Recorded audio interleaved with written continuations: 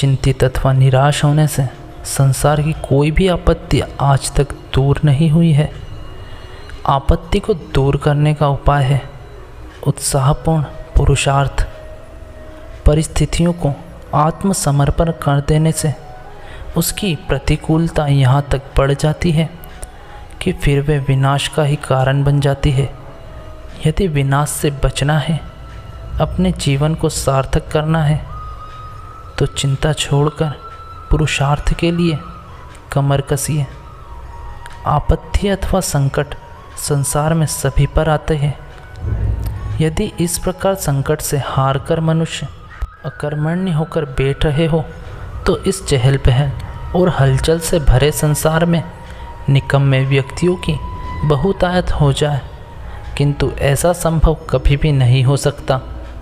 1, 2, 4, 6 अथवा 100, 200 कमज़ोर दिल के आदमियों को छोड़कर लोग संकटों से लड़ते और परिस्थितियों को बदलते हुए आगे बढ़ते रहेंगे।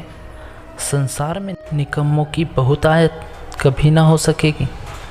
मनुष्य ने जब अपने पुरुषार्थ, परिश्रम तथा सूझबूझ के बल पर आदिम परिस्थितियों को अपने अनुकूल बना लिया, तब आज तो उसके पास अनंत उपकरण तथा प्रचुर साधन है, किंतु इनका उपयोग वही व्यक्ति कर सकता है जो परिस्थितियों की प्रतिकूलताओं को देखकर निराश, हताश एवं चिंतित नहीं होता।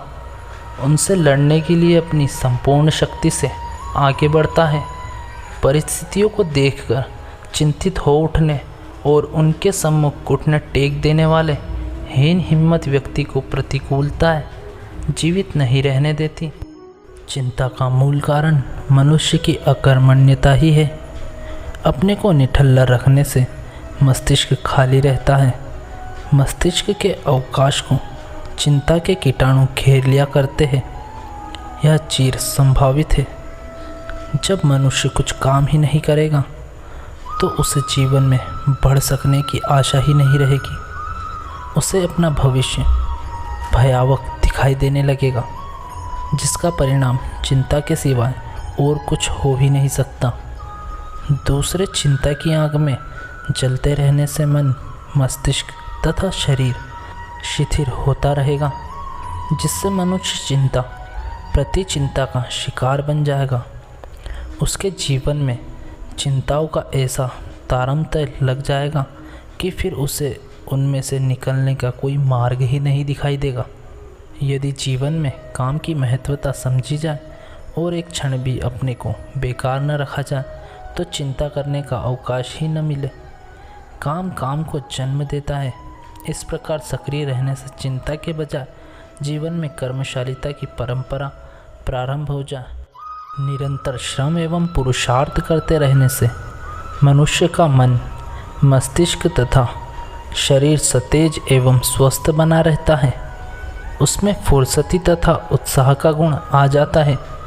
तेजस्वी मन, मस्तिष्क चिंता से ग्रस्त होना तो दूर चिंता के कारणों को काटकर फेंक देता है। वह एक क्षण भी निराश अथवा निरुत्साह बर्दाश्त नहीं कर सकता।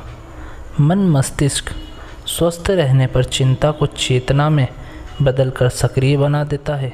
चिंता से जर्जर व्यक्ति प्रतिकूलताओं का सामना करने के बजाय कर्तव्य विमूढ़ हो जाता है। वह कोई उपाय अथवा उपकार करने के बजाय चिंता में पड़ जाता है। उसका निर्बल मस्तिष्क अकल्याणपूर्ण उपहारों में व्यस्त हो जाता है और फिर उसके चिंता के कारण इतने प्रबल हो जाते हैं कि उनका निवारण एक पहेली बन जाता है। किसी विषय को चिंता का रूप देने के बजाय कर्म को बल देना ही अधिक बुद्धिमानी है। एक बार जब मनुष्य चिंता के कारण को दूर करने के लिए छोटा सा भी उपाय करने लगता है, तो बड़े से बड़े उपाय अपने आप उसे सूझने लगते हैं। दीर्घसूत्री व्यक्ति चिंता के ही रोगी बने रहते हैं। अभी का काम कभी पर टालने वालों को मस्तिष्क कभी भी चिंता मुक्त नहीं रह सकता। उनका उपेक्षित कर्तव्य उनके मन मस्तिष्क पर निरंतर बोझ बना रहता है। वे कितना ही भूलने अथवा मस्त रहने का प्रयत्न कर ले, किंतु कर्तव्य की पुकार उन्हें कदापि चैन लेने नहीं देगी। वह उनके मस्तिष्क में निरंतर गूंजती है, उन्हें चिंतित किए रहेगी। दीर्घसूत्रता चिंता का एक विशेष कारण है। बुद्धिमान व्यक्ति इस दुर्बलता से सदैव सावधान रहते हैं और आज का काम कल पर कभी नहीं छोड़ते। चिंतित व्यक्ति का जीवन हर ओर निराशा से भरकर उदास हो जाता है। उसकी सारी उल्लासपूर्ण प्रवृत्तियाँ नष्ट हो जाती है। चिंतित व्यक्ति अपना मलिन मन और मलिन मुख लेकर जिसके समीप भी जाता है वह उसे घृणा किया करता है। छूत की बीमारी की तरह उसके संपर्क से दूर भागने का प्रयत्न करता है। संसार का कोई भी व्यक्ति किसी विषादी अथवा चिंतित व्यक्ति को अपने पास पसंद नहीं करता, क्योंकि वह जानता है कि यह जितनी देर बैठेगा निराशापूर्ण वार्तालाप करेगा, अपने दुख का ही रोना रोता रहेगा और चाहेगा कि लोग उसकी निरर्थक निराशा अथवा चिंता में हिस्सा बटाएं, उसकी तरह निराशा अथवा उदास दिखाई देने लगे। लोगों के पास इतनी उदारता कहाँ जो किसी चिंता के रोगी व्यक्ति का दुखड़ा सुने, उसके प्रति संवेदना दिखाने के लिए अपने हर्ष उल्लास तथा प्रसन्नता को बलिदान कर दें। 4 दिन की जिंदगी को वे हंसते मुस्कुराते काटे अथवा विषाद की आग में जलते हुए संसार में हंसी और मुस्कान का साथ देने को सब तैयार रहते हैं। विषाद में हाथ बांटने की फुर्सत यहाँ पर किसको है? और यदि कोई चिंतित निराश अथवा विषादी से सहानुभूति दिखलाता है तो वह अधिकतर दिखावटी ही होती है, साथ ही उसमें दया, तरस अथवा खेद की ही भावना रहती है। इस प्रकार की दयान्विता का पात्र बनना निश्चित ही किसी भी मनुष्य के लिए लज्जा की बात है। लाख कारण होने पर भी चिंतित, निराश अथवा उदास बनकर किसी के तरस के पात्र मत बनिए। प्रबल पुरुषार्थ करिए, धैर्य एवं युक्ति का कार्य कीजिए और हर प्रकार से चिंता के कारणों का उन्मूलन कर डालिए। चिंतित व्यक्ति बहुधा ईर्ष्यालु भी होता है। वह किसी के मुख पर मुस्कान की कांति देखकर जलता करता है। उसे दूसरों का हर्ष अपनी निराशा पर एक व्यंग जैसा ही अनुभव हुआ करता है। उसकी यह इच्छा रहती है कि संसार का कोई भी व्यक्ति ना तो हंसे और ना प्रसन्न हो, सब उसी की तरह निराश एवं चिंतित बने रहे। प्रसन्नतापूर्ण वातावरण में विषादी एवं व्यक्ति अपने को अनजान महसूस किया करता है। उसे दूसरों की प्रसन्नता पर रोना आता है। निसंदेह यह कितनी दुर्भाग्यपूर्ण स्थिति है। विषादी अथवा चिंतित व्यक्ति स्वयं तो हंसता ही नहीं, साथ ही यह चाहता है कि संसार का कोई भी व्यक्ति न तो हंसे और न प्रसन्न हो, सब उसी की तरह मरे मन होकर जिंदगी बिताए।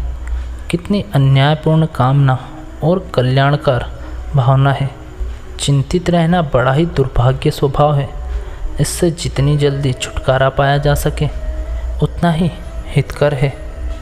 चिंता के कारणों का उपस्थित हो जाना प्रायः देखने में आता है।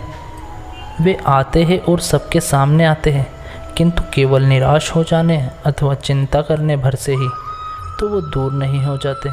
उसके लिए तो उपाय एवं उपचार ही करना होगा। जो व्यक्ति अपने मन मस्तिष्क को चिंता के हवाले कर देगा वह उसका उपचार कर भी किस प्रकार सकता है। चिंता के कारणों को दूर करने के लिए तो अपने मन मस्तिष्क को मुक्त करके प्रयत्न में लगाना होगा। बिना प्रयत्न के बैठे बैठे चिंता करते रहने से आज तक किसी की कोई समस्या न तो हल हुई है और न आगे की होगी। चिंता दूर करनी है तो शांत मन मस्तिष्क से उसके कारणों पर विचार कीजिए और कोई उचित युक्ति सोच निकालिए।